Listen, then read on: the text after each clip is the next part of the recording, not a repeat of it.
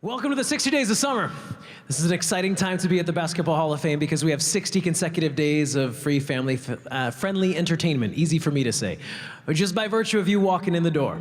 So I'm gonna cut right to the chase because you didn't come here to hear me talk.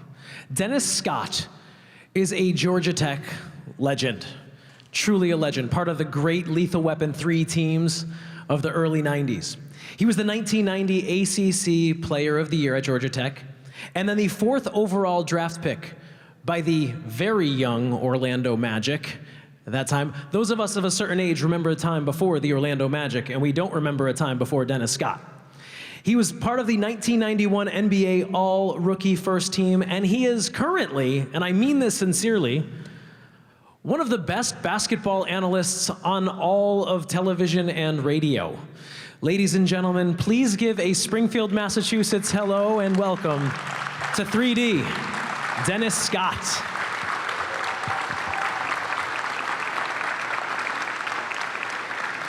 Here you go, sir. Thanks, man. I appreciate it. Here you go. Take a seat. Have a seat right there. It's so neat, Dennis. Welcome to Springfield.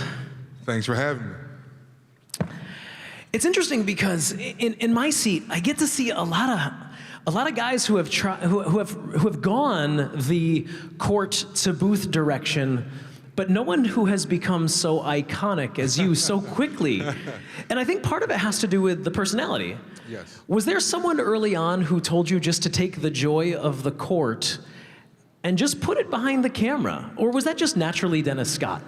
Well, I think it was the combination of both. First of all, thank you guys for showing up and coming out today and to hear some of these words to share with you guys. I think growing up as a kid, my mom and dad always told me to be yourself. And a lot of times when you grow up, you're afraid to show your passion, you're afraid to show your emotions because sometimes you're afraid to be vulnerable. So I think at a young age, I thought it was cool to be vulnerable and be who you are. So growing up as a kid in Washington, D.C., there was a show called The Sports Machine on Channel 4 in D.C., if anybody's from the DMV, Washington, D.C., Maryland area. Yeah. He just passed away a few years ago, George Michaels. He had a show called The Sports Machine. And I used to watch that every night as a kid and said, wow, if I don't make it to the NBA, this is what I want to do. And there's a gentleman also works for, I think, Fox Sports now and NFL Network, James Brown. He had a local sports show, and he hosted me on that show that was called Fast Break.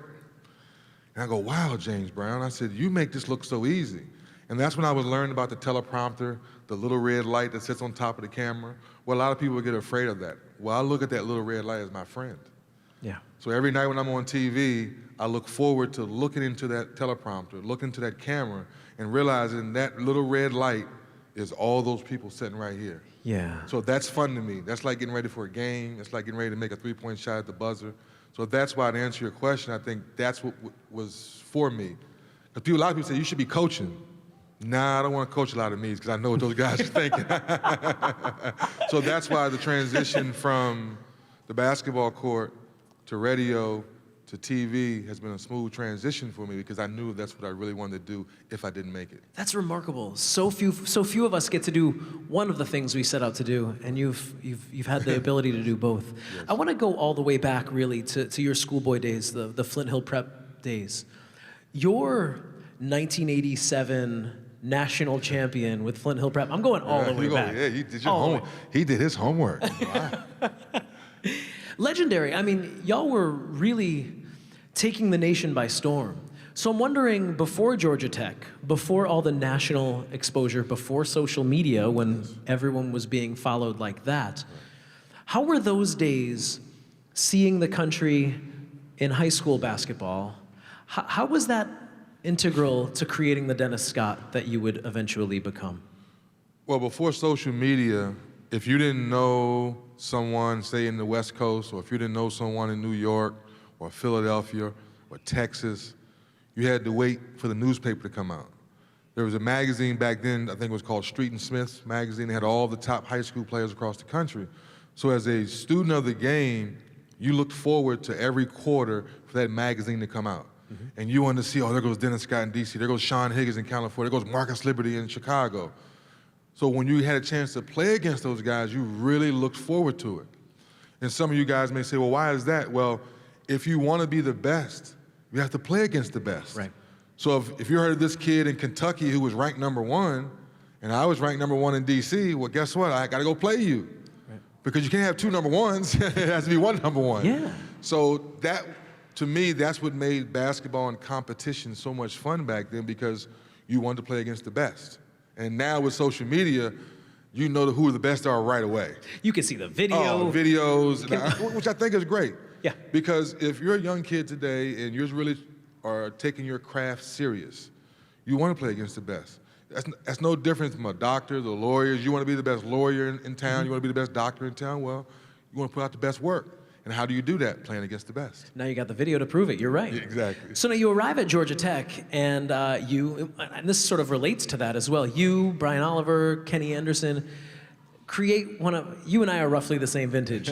That was some fun ball. I mean, the Lethal Weapon 3 teams that were just dialing it in every night, running guys off the courts.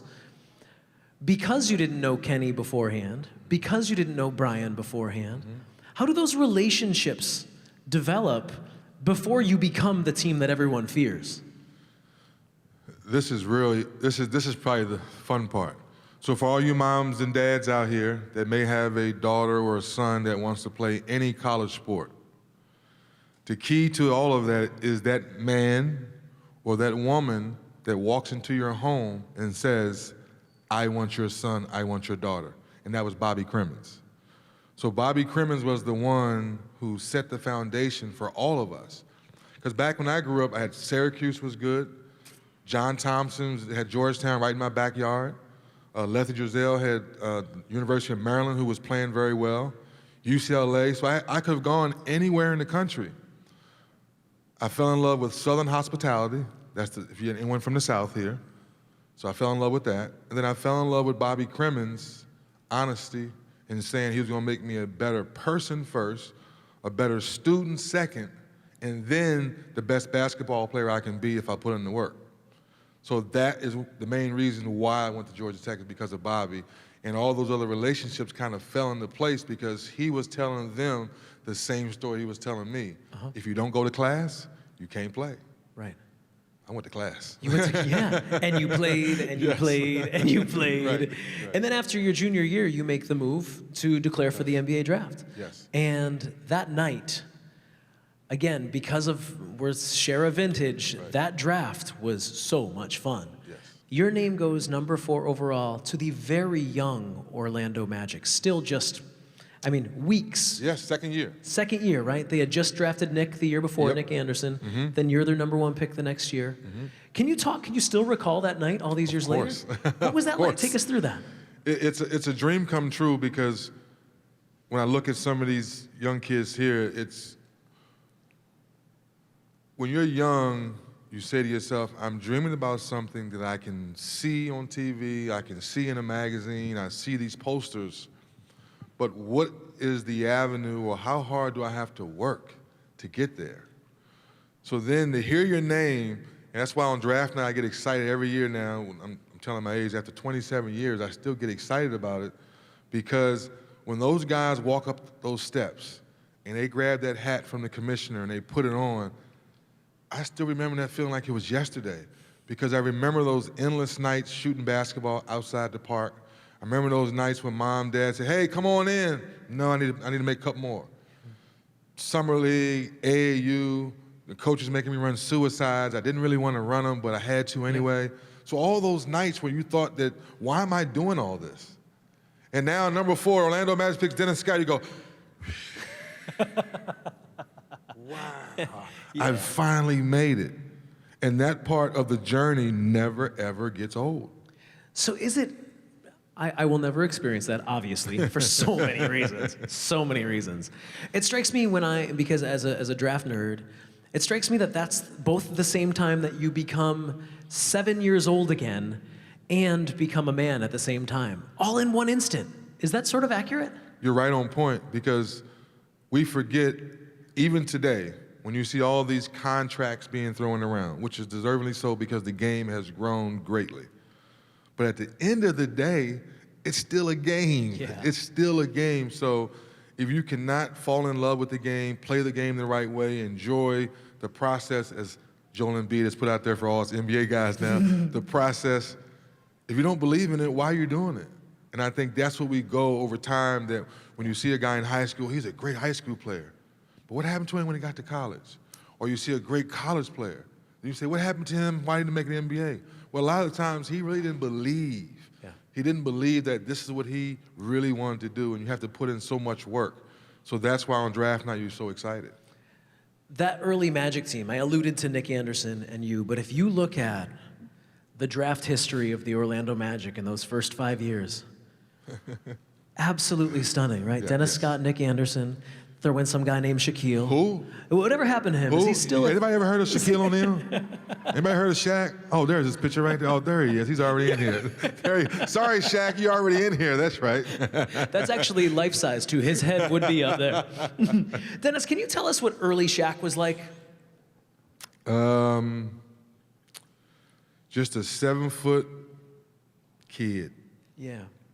And the story he told on, I think this was last September, yeah. We were all here, was a true story where John Gabriel was the general manager at the time, and Shaq was staying out near Universal, one of the hotels, and I was in town, Nick was in town, a couple other players, and John said, do you mind going to pick up Shaquille? And I said, okay, I'll go pick him up. And anyone that knows me, I love music, Shaq loves music. So I pull up in my truck, my bassist bumper, having a good time. He pulls, he goes, oh man, where'd you get that truck from? I kind of look at him like, wait a minute, you're the #1 draft pick. You just signed a $40 million contract. I'm just little old me. What are you worrying about what I have? And from that day forward, that's how we became best friends, because his love for music, his love for creating things in his truck, like anyone that loves, a lot of these kids that get it, but in the back of our trucks, we have all that speakers. Yeah. Well, that was one of the things we were into early on, so that kind of brought us close together. He was into the rapping. I had my own record label. So from that day forward, we just became best buds. His mom and my mom are best friends to this day. So it's one of those things where if I would have tried to plan that, it wouldn't have worked. Wouldn't have worked, totally. It would not have worked at all. I want you to know, my kids still listen to the Shaquille O'Neal, Fushnik and stuff. That's the album that went wood. Yeah. The other albums went gold, and one album went platinum, the rest of them went wood. Went vinyl. So at 6'8", as a forward who was 3D because of your outside touch. Correct. When was it obvious to you that your game was a little ahead of its time? I mean, you were a 6'8" dude who could shoot it from here, both ways. You were ahead of your time. I remember in high school, I think it was my junior or senior year, we were out in Las Vegas playing in one of those Christmas tournaments. And I come across half court, point guard passed it to me, and the guy just kept backing up, and I just stopped and shot it. And my high school coach said, what are you, oh, good shot. So I did it again. Coach said, what are you doing? Oh, that's a good shot.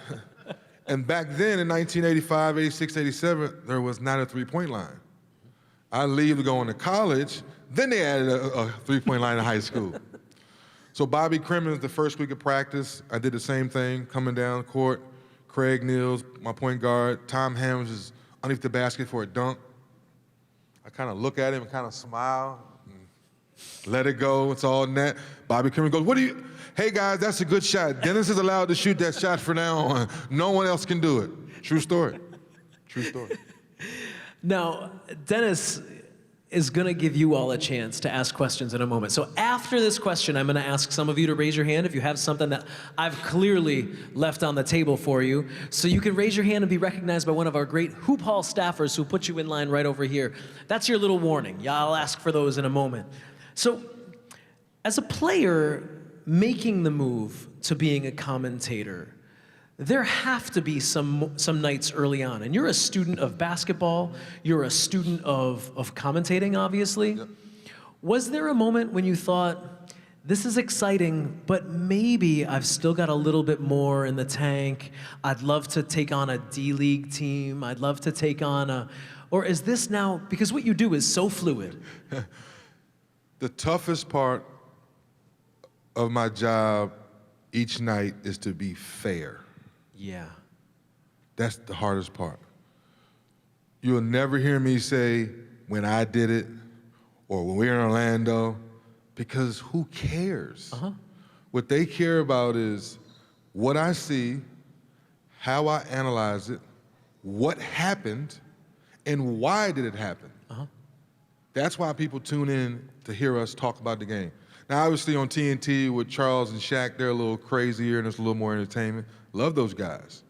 But when you watch NBA TV, we go a little deeper and we want to make sure we give the casual fan something they didn't know. Right. The hardcore fan go, I thought that's why that happened. That's what makes my job fun. When I walk through the grocery store and someone goes, oh, 3D, man, I didn't think of it that way. Appreciate what you said. Yeah. I'm like a kid in the candy store. Yeah, I love that. Coming through the airport just now. Where you going? I'm going to Hall of Fame. Oh, man, I enjoyed you the other night about the Kyrie stuff, Kyrie getting traded. Appreciate you. You were watching NBA TV last night on the down season? I watch it every night. Appreciate you. Yeah. That's when I know I'm doing my job. Versus me saying, hey, remember when I played? I made this, that. So what? You can go Google that, go open the book and read that. Nobody wants to hear about that.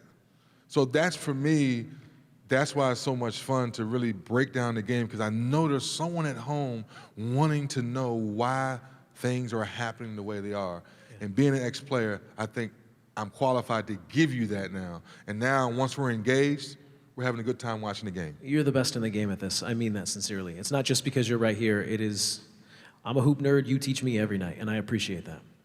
Now's your chance. Put those hands in the air if you would like to ask Dennis Scott a question. One of our great Hoop Hall staffers will come over and put you in line right to my right, your left. So finally, Dennis, I mean, it's impossible not to be overwhelmed when you sit where we're sitting right now. A tear comes down my eye every time I walk in this building.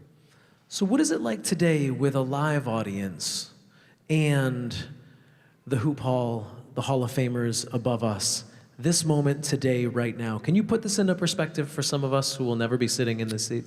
I feel like a lot of these little kids right here, because I remember my grandmother brought me my first basketball. My mom and dad had just got divorced. We had just moved from a small town called Hagerstown, Maryland, which is on my bio. We moved Hagerstown, Maryland, and I moved closer into the city, Washington, D.C. And I just remember playing basketball all day and all night. And what's gonna sound crazy, I was a football kid growing up. I loved football too, so that's why I'm a huge football fan. But when you're a kid and you see your mind and your body and your soul start gravitating to something else, you just do it. So the day I came home and told my dad I didn't want to play football anymore, he kind of looked at me and said, son, are you crazy? This is what you do. I'm like, this other ball, for some reason, I'm just gravitated to it. That's all I just kept doing. Yeah. Basketball, basketball, basketball. Want to play baseball? No. You want to go outside and go swimming? You might go swimming a little bit. Okay, when I got done swimming, I want to go back to the basketball court. You go on vacation with family. First thing you look for, where's the basketball court, right? Yeah. You go to Disney World, you go to Universal Studios, you stay at one of those great hotels. The first thing I would always ask for is, where's the basketball court? All the rest of the kids are in the pool, all the rest of the kids run to the park. So growing up in DC, I'm sorry I said Disney World, it was Hershey Park. Oh, Hershey Park. So for you all up north people, up east, Hershey Park. I grew up on Hershey Park, Kennywood. Yeah. Because I couldn't afford to go to Disney World back in the day. So let me correct myself. So it was Hershey Park I grew up on. Yes. So you remember the old days, the old wooden rides and click, yes. click. Yes, that was me growing up. So all you kids that y'all have Disney World and Universal, nah, I didn't have that as a kid. Let me correct myself. Hershey Park. That's some stuff from Hagerstown to Hershey Park's not that far. It's about an hour. It's right on 81. There you go, see? Come on, I'm telling my age and telling my history there. There you go. There you go. All right, let's get to the hard questions now. Let's go. I've been throwing softballs. Oh, that's the easy stuff. Yeah. All right, come on over. I only have 2 requests. 1, that you let me hold the microphone, and 2, that you introduce yourself to Mr. Scott before you ask your question. My name is Dorian Butler. I'm from Pittsburgh. My question is, Who do you think was the hardest person for you to guard throughout your season playing? The hardest person to, you want the easy question? You want the easy answer? You want the hard answer? Hard answer. Hard answer? Derek McKee. Derek McKee was the hardest guard for me because he played small forward when he was 6'11". And I'm 6'8", and he had long arms, so anytime we played the Indiana Pacers, Larry Brown would try to post him up against me and, help, Shaq, come help. Horace Grant, come, I need some help. I need some help. Did you have an on-court rival? On-court rival? On-court rival probably would have to be Rick Fox, because he's a Carolina guy growing, so we played against each other in college. When he first got drafted, he went to Boston. I was in Orlando, we used to beat them up. And then when he went to the Lakers, and never mind, forget about that stuff. Yes. All right, round of applause. That's a great question. That's a great question. So who was, here, come on over for the next question. Who was the easy answer? You said McKee was the hard answer. Michael Jordan. Oh, of course, okay. Come on, that's I heard the easy answer. All right. My name is Sean Glover. I'm from Pittsburgh, Pennsylvania. My question is, how hurt were you when you, Shaq, and Penny didn't win that championship? They did wait for the hard questions, did they? My hair just stood up on my... It still hurts. It still hurts to this day because I want all you to understand this. If a guy sits in his chair, says he doesn't play basketball to win, I bet you he's lying to you. Making the money's fine, don't get me wrong, and taking care of my family, taking care of my kids, that's great. But the reason we play this game is to win. It still hurts. You know why? Why? I never made it back to another finals. So when you see LeBron James go to 7 straight finals, I don't care if you like him or not, you must respect that. Yeah. All right, second question. When you taking us to Kennywood? Huh? When you taking me to Kennywood? Take you to Kennywood? Yeah. Of course I will. All right. Great question. All right, keep it rolling. I love the Western PA here. Yeah, a lot of PA in the house. My name's Tarn Striplet. I'm from Pittsburgh, Pennsylvania. Pittsburgh. To this day, are you still able to dunk? I could dunk a donut. So, no, I can't dunk anymore. Who you like better, Stephen Curry or LeBron James? Who do I, watch it. Who do I like better? No, who's better? Oh, who's better? But I think he changed the question. See, I think he changed the question. First round was a trick question. Who's a better player? LeBron James all day long. All day long. yeah, And if you ask all 30 general managers if they had a number 1 pick and they start a clean slate, all 30 will say LeBron James. Now, if you say best shooter and you start getting in different categories, then you go on Steph Curry. But this flat-out best all-around player, it's LeBron James. yeah, I agree. Who do I like? I like Steph Curry better. See, I like that. And the reason, there's 2 reasons why. Obviously, the three-point shot is my bread and butter. That's how I made my name. But I've also known Steph since he's been 8 years old, because my oldest son, his mom moved down to Charlotte, and they was playing AAU. So I've been knowing Dale and Steph since they've been knee-high. So that's why it's a little bit more. Yeah. That's why I said, ask that question again. Hey, 3D, good to have you here. My name is Daryl Jackson from upstate New York. And my question for you is, you were part of that Lethal Weapon 3 team that was very memorable. Mm-hmm. And college basketball just seemed to be more memorable in your day because players stayed a little bit longer. And when you and Shaq and Penny Hardaway came out, you guys were just more developed and ready to contribute in the league. I'm just wondering, how do you get kids and even families of kids just to stay a little longer in college and develop as people before they go to the league, and so they can make a better impact and just be more mature for the league as opposed to just coming out for the fast money? Man, you did say the hard question for last. The toughest part about kids today who have talent is patience. So, Mom and Dad, my message to you is make sure you get all the proper information for your son. Make sure you exhaust every avenue to get the proper information. What do I mean by that? There's 60 picks in every draft, right? 60, right? Whoever said yeah, right? 60, my man, 60. Why are there 110 names in the draft? Somebody's lying to you, Dad. Somebody's lying to you, Mom. Somebody's lying to you.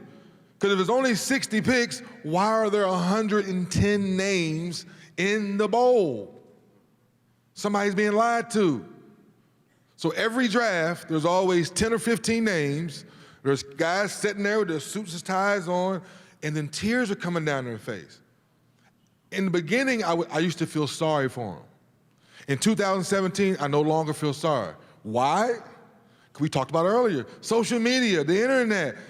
Pick up the phone. You can pick up the phone and call Magic Johnson. You can pick up the phone and call somebody Jim and say, is my son really this good? No, he's not. But someone over here saying, hey, you know, if your son leaves, we're gonna get him in the first round, we're gonna do this. If we don't, we get him overseas, we get him a night contract, we can do all of the different things. And he gets none of it. None. Zero. So to answer your question is, I hope you get the proper information. And especially today. In my day, it was little, you know, cat and mouse game. But today, it's so much easier to get the information because you say to yourself, your son went to Carolina, your son went to Georgia Tech, your son went to Georgetown, and your son went to UCLA. And the number 3 pick is Giannis Antetokounmpo. And then my son goes, who is that, Dad, and where is he from?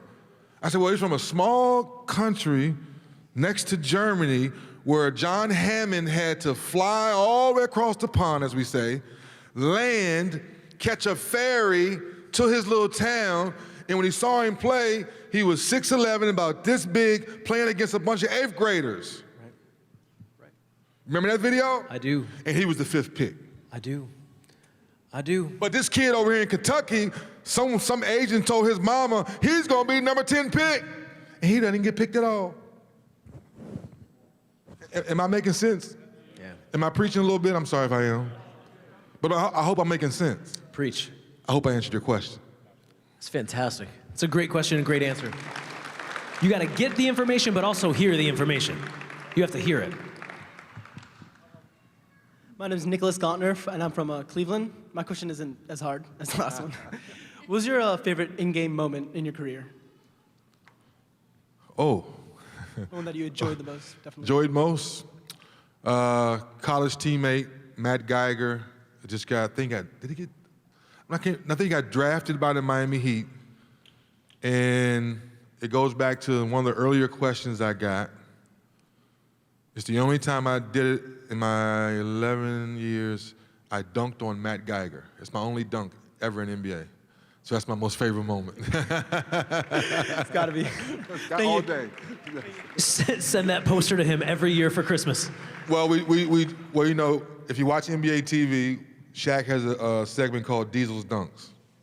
We do it on Wednesday nights, and every so often, somebody will be in, they say, have you ever dunked on somebody? I go, get the video! Go get that only video, go get it! That's the only video I have, so that's my favorite moment. The video. It's the video of the dunk. My name is Brooks Riddle. I'm from Elkton, Maryland. My question is, how was it to compete in the three-point contest? It was a lot of fun. Still mad at myself. I competed twice. The first time I came in third, and it was the year it was in Charlotte, and Craig Hodges still has the record where he made 25 in a row. And then the few years after that, I think it was 96, I came in second, and every time I see the guy, I want to fight him. But now that I've gotten older, I want to smack him. And now I get a little bit older, I don't have any hair, now I want to kiss him. His name is Tim Legler. He beat me in 1996 in the three-point contest. I have another question. How did it feel to hit the shot at Georgia Tech? Great question.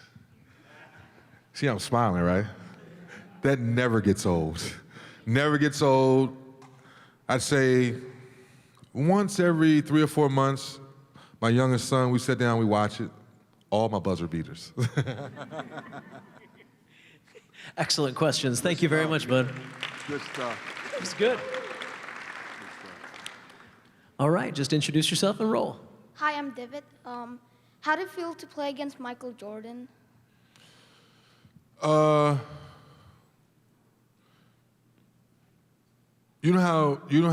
old are you? 12. You're 12? You know when you have to study for a big test, you kind of get a little nervous. Yeah. You kind of get excited. You ask your mom, can you help me with this? Make sure you study. And they give you the cards. You go back and forth. Well, imagine you have to do that 100 million times. So one of those nights, you know you have to play Michael Jordan, I go to bed at 8 o'clock. Where normally I go to bed at 11, 12, my night out. But anytime you know you got to play against Michael Jordan, you go to bed at 8 o'clock. Does that answer your question? Okay, good. And you have to take that test in front of the entire world. Hi, my name is Brendan. I'm from Connecticut. Did you ever feel like you weren't going to get to where you are now? Great question. When you're growing up, you think about that every day. You think about, am I working hard enough? Am I putting in enough work? Because today versus yesterday, you know for sure there's someone else in a gym, in a weight room, on a track, working on their game, working on their body, trying to make them a better player. And that's why you question yourself sometimes. So that's why you have to continue to put in the work every day. Good stuff. Thanks, bud. Yeah, that's a good. All right, let's bring in the closer. Is this a Rick Fox jersey? Oh, that's Jerry West right there. That's old school Jerry West. Oh, that's your number? Okay. Hey, so I'm David. I'm from Australia. Australia, Yes, nice. let's go. Hey, mate. Yeah, so my final question is, you said Curry, LeBron earlier, but I have to know to end the debate with me and my mate, who's better? As second best player of all time, would you put Kobe or LeBron? I gotta know. Second best all time? If it's saying like behind Jordan, If would you Jordan's go- one, yeah, who's Kobe number two? Or LeBron. LeBron or who? Kobe. Or Kobe? Yeah. Neither. Who would you put? Kareem? Either Kareem or Bill Russell. All right, but out of Kobe or LeBron though, who would you pick if you had to pick one? Ah, that's a different question. Okay, yeah. Ah, okay, now we get into this real question. Kobe Yeah. or LeBron? Yeah. If I had to pick one first, ooh. Dude, this is me You and ready? him right here. Me and him right You here. ready? Like, on. The Black Mamba! Ladies and gentlemen, can we please give a Springfield thank you to Mr. Dennis Scott, 3D. Thank you.